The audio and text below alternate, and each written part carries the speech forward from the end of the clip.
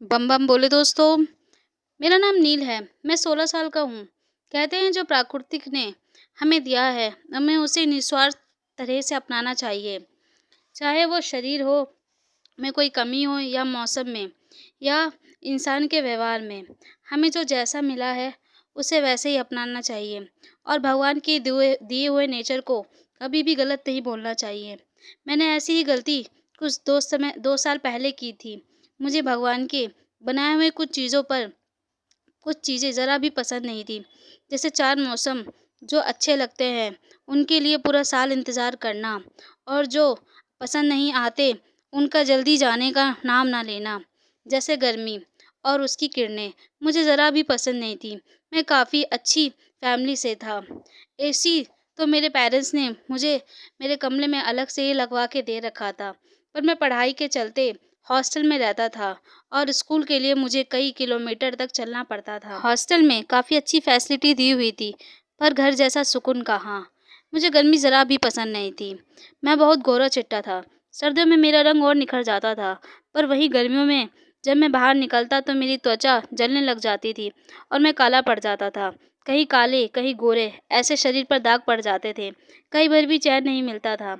मेरे घर पर भी नहीं कह सकता था, क्योंकि मेरे पास कहने के लिए कोई शब्द ही नहीं होते थे कि क्या कहूँ। गर्मी का मौसम तो सबके लिए बराबर ही होता है। एक दिन मैं जल्दबाजी में अपना लोशन लगाना भूल गया और बाहर निकल गया। निकलते ही मेरी त्वचा काली और लाल लाल दाने मेरी त्वचा पर पड़ गए। उस समय गुस्से में मैंने सूर्य को गाली दे दी और उन पे अपनी चप्पल फेंकने लग गया था। मैं बहुत परेशान हो गया था। सब आते जाते लोग मुझे ही देख रहे थे और हंसते हुए जा रहे थे। मैं किसी से अपनी ये परेशानी कह भी नहीं सकता था। मैं सूरज की किरणों को बहुत गाली देता था।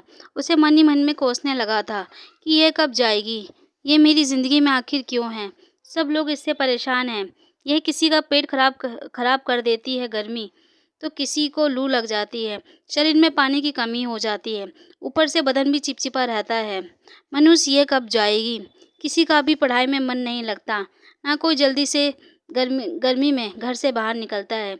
ज़िंदगी हराम कर दी है इसने। मैं भगवान से भी यही कहता था कि कभी भी सूरज ना निकले।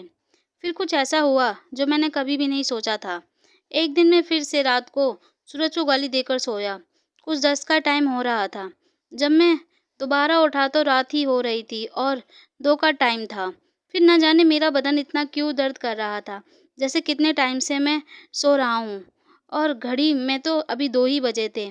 फिर मैं चादर ओढ़कर दोबारा सो गया। फिर जब दोबारा उठा तो 4 बज रहे थे। यह सूरज क्यों नहीं निकल रहा? इतनी सुबह देर क्यों हो रही है? मेरा शरीर अब तो लेटने का मन ही नहीं कर रहा था। यूँ इस तरह सोचते-सोचते मैं अपने पढ़ाई के लिए चला गया। पढ़ते-पढ़ते मेरी आँख दोबारा लग गई और एकदम से मैं हड़बड़ाते हुए उठा। टाइम देखा तो 5 बज रहे थे। रात इतनी लंबी क्यों लग रही थी? ऐसा लग रहा था जैसे मुझे इस हॉस्टल में 24 घंटे हो गए हैं और सुबह होने का नाम ही नहीं ले रही हो। आखिर सुबह क्यों नहीं हो रही थी? ऐसे ही थोड़ी देर मैं इस बात पर विचार करने लगा। तभी थोड़ी देर में मेरे दोस्त हिमांशु का फ़ोन आया। उसने कुछ ऐसा बोला, मेरे तो होश ही उड़ गए। क्या हुआ तुझे? तू 2 दिन से स्कूल क्यों नहीं आ रहा?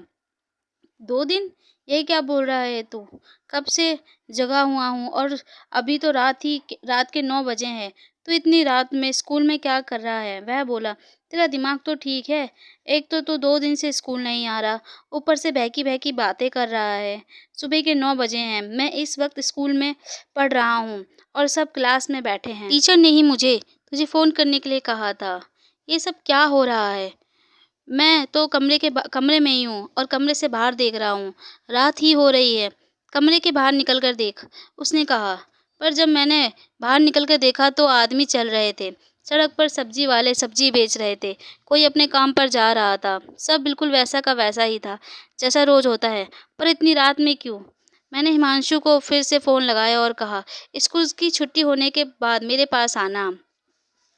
मैंने मन में बड़े से अजीब-अजीब से ख़्याल आने लगे थे कि कहीं मेरी बातें जो मैं रात को रोज़ बोलकर सोता हूँ, कहीं सच तो नहीं हो गई कि सुबह कभी ना हो।